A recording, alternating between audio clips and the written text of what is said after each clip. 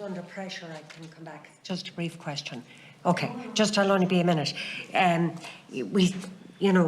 did ask you the question about next year in July provision. I mean, everyone knows all the families that are on to us telling us they're in crisis, they feel abandoned this year. And we know that for many of those families, things will not change. And you have a lot of good ideas. Today we've heard them, but can we go back to families and say that we have a very good reason to believe that when next year comes, that we'll be looking at a different model of July provision that will cater for those who need it, and that families won't be in such crisis that they are at the moment. And I'm asking you, I suppose, in a way, to give a hostage to fortune, but those families are asking us. Thank you, Minister.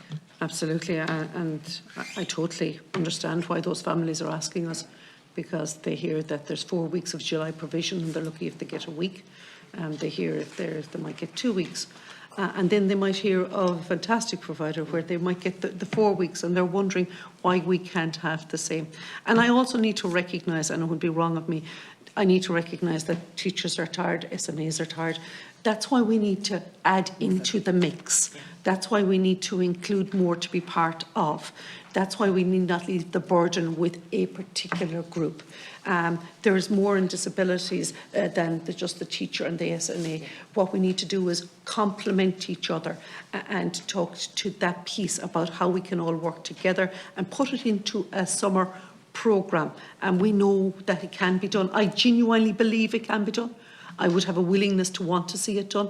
I want to work with our partners in higher education, in primary, post-primary, work with the parents, and actually give therapists the opportunity of the experience to work with children with disabilities. They're not getting it at the moment, so how can I give them, recruit them if they've never ever had the experience? So I genuinely believe there is a better model than what we're doing, a more enhanced model, and let the therapists be part of the solution.